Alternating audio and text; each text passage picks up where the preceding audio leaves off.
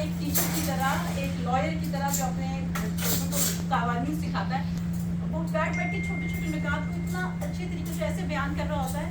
تو مجھے لگتا ہے کہ کوئی بھی انسان کتنا عرصے تک ایسے کر سکتا ہے. لیکن باہر کی جو سچویشن ہے، میں یہ نہیں کلیم کرتی کہ ہماری قوم کے اندر جذبہ ہے، ہمت ہے، حوصلہ ہے، خوددار قوم ہے، لیکن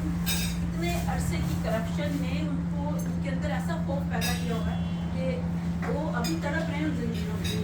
لیکن ان زنجیروں کو توڑنا ہوگا. اور یہ وہ بات ہے کہ جو ہمارا لاہ عمل ہونا چاہیے اب سے آگے، کہ لوگ چاہتے ہیں کہ وہ نکلیں، وہ چاہتے ہیں کہ اس سسٹم سے، اس نظام سے اپنا پیچھا چھڑائیں، لیکن اس کے لیے ہمیشہ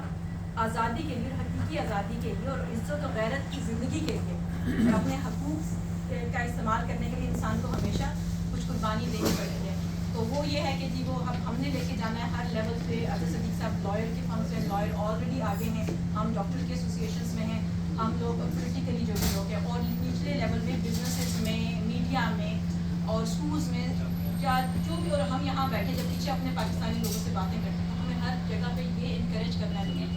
کہ اللہ ہمیشہ حق والوں کے ساتھ ہوتا ہے. انشاءاللہ